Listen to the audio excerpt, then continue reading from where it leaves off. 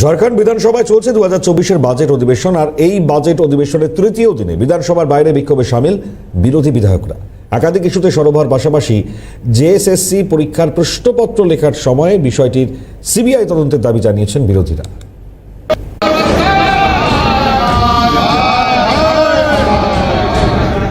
ঝাড়খণ্ড বিধানসভার বাজেট অধিবেশনের তৃতীয় দিনে বিধানসভার বাইরে বিরোধীদের বিক্ষোভ। ফের একবার বিজেপি বিধায়কদের হাউসের বাইরে দেখা গেল। বাইরে গিয়ে বিজেপি বিধায়করা সরকার বিরোধী স্লোগান দিতে থাকেন।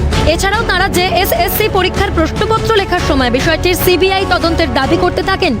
প্রসঙ্গত, জেএসএসসি সিজিএল 2023 28 জানুয়ারি 2024 তারিখে নির্ধারিত ছিল। তবে পরীক্ষা নেওয়ার আগেই প্রশ্নপত্র ফাঁস হয়ে যায়। প্রশ্নপত্র ফাঁসের ঘটনায় জড়িত অভিযুক্তদের দ্রুত চিহ্নিত করে গ্রেফতারের নির্দেশ দেওয়া হয়েছিল সিটকে। কিন্তু মঙ্গলবার এই বিষয়ে সিবিআই তদন্তের দাবি বিজেপি বিধায়কদের।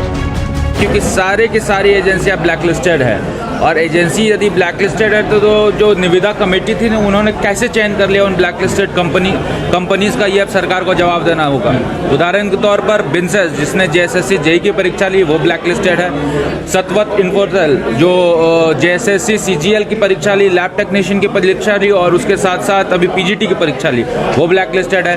इतना ही नहीं, जेपीएससी 7 से 10 जिस कंपनी ने एग्जाम लिया ICN, वो पटना में बिहार में ब्लैक लिस्टेड है। तो क्या कारण है कि ब्लैक लिस्टेड कंपनीज को सरकार यहाँ हायर करती है? मुझे ऐसा लगता है कि सरकार जानबूझकर ब्लैक लिस्टेड कंपनीज को हायर करती है और एसआईटी की जो जांच है वो सिर्फ और सिर्फ एजेंसी तक ही रहेगी, लेकिन एजेंसी किस प्रकार निविदा में आती है और निविदा पास कर जाती है, इसकी जांच तो सीबीआई करेगी। इसीलिए हम लोग मांगते हैं। सरकार ने इसमें एक अपॉर्चुनिटी ढूंढा है पैसा कमाने के लिए, इसलिए सरकार कभी भी नहीं चाहेगी कि इसका जांच सही तरीके से हो।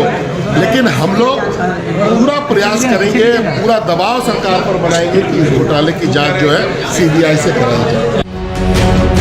পাশাপাশি ঝাড়খণ্ড প্রশাসনের সততা নিয়েও প্রশ্ন তুললেন বিজেপি বিধায়ক মিথিলেশ ঠাকুর। राज्य की जनता को और झारखंड के नौजवानों को भारतीय जनता पार्टी पे भरोसा है कि उनको लगता है कि भारतीय जनता पार्टी के रहते ही न्याय होगा, और हम इसलिए कहते हैं कि सीबीआई जांच कराइए। अगर सीबीआई जांच हो जाएगा तो मुझे लगता है कि निश्चित रूप से न्याय होगा। देखिए, 1 महीने में इन लोगों ने रफा दफा करने के लिए दर्जनों अधिकारी जो एसआईटी में थे उनका तबादला कर दिया। आखिर क्यों तबादला किया? जब तबादला किया, अब नए अधिकारी आएंगे तो नए सिरे से जाँच होगी। नए सिरे से जांच होगी तो आप ही बताइए कि और विलंब होगा कि नहीं होगा। अगर आप ईमानदार हैं, राज्य सरकार, अगर चंपई सरकार ईमानदार है, जेएमएम सरकार ईमानदार है, कांग्रेस सरकार ईमानदार है, तो आपको क्या परेशानी है सीबीआई जांच कराने में? आप सीबीआई जांच करा लीजिए। এছাড়াও বিধানসভায় বাজেট পেশ নিয়েও ঝাড়খণ্ড সরকারকে কটাক্ষ করেছে বিজেপির দাবি, শেষ বাজেটের পুরো টাকাই এখনো পর্যন্ত খরচ করতে পারেনি সরকার।